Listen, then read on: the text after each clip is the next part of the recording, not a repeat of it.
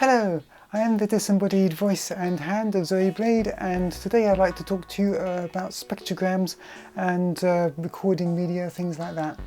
So here is a spectrogram showing a song. This particular song is Back in Black by AC/DC, just an example of a kind of normal sounding song. As you can see, most of what's happening in the song is pretty kind of low down on here. You pretty much can't hear this kind of part of it.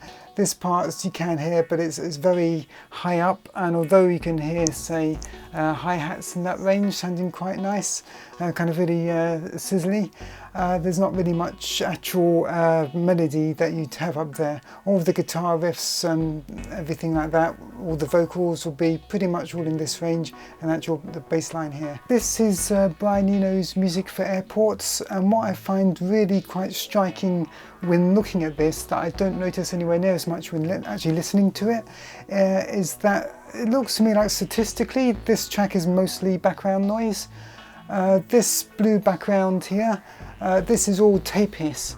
So when you record to a medium, it has a dynamic range, which is the difference between the quietest part you can hear and the loudest part you can hear. And with modern digital media, the dynamic range is very high. You could record a very quiet thing and hear it quite nicely, record a very loud thing, hear that quite nicely. But it used to be that there was a much shorter dynamic range because you had a fairly loud background noise. At the background radiation of the universe, you had this background noise in recordings, which everyone affectionately called tape hiss, which was just the kind of white noise that was just about audible if you turned the volume up. And back in the day, that was how you could tell that you turned the volume up too much, was there be this background hiss, which is when people went from VHS tapes to DVD.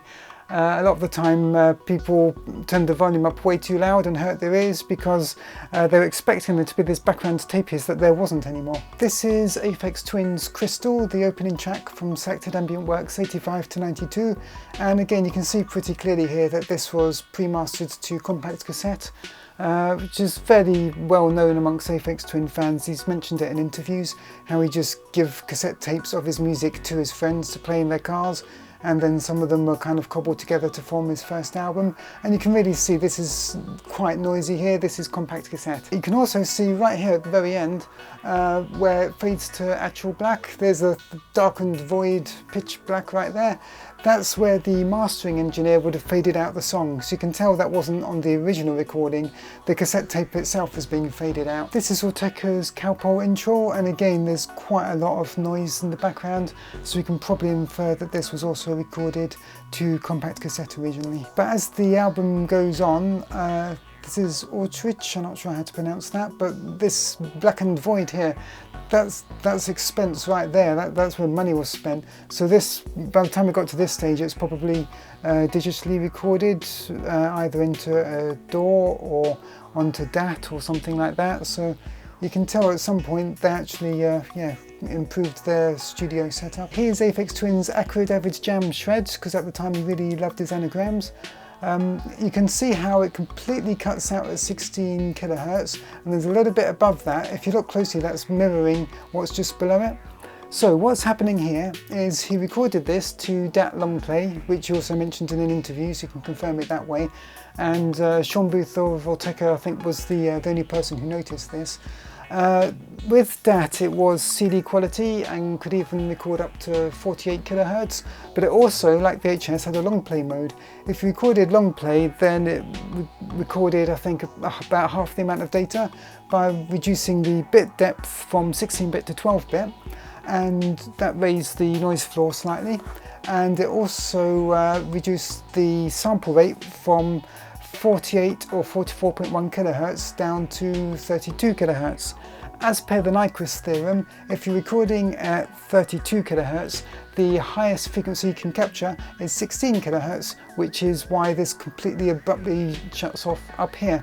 This is where CDs have a higher sample rate than DAT long play, which this was recorded to, so there's nothing here. And again here where it fades out, that's really the only time where it goes to pitch black, so you can see that that was done by the mastering engineer. In Rhubarb we've got another example here of what's most likely a cathode ray tube.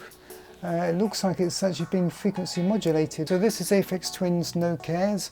Again, probably pre-mastered to compact cassette, fade out during mastering, recorded to that long play after the fact, so we really don't need any of this there. It was then taken from the long play DAT, sampled in at 48 kilohertz for no reason, because it could have been 32 just as easily. And look here, see what this is? Right, this I think would be his Casio FZ10M sampler, being quite a cheap sampler. If you look here, that's like the middle of this part. That's the highest frequency you can record in the Casio sampler at the frequency he was recording at.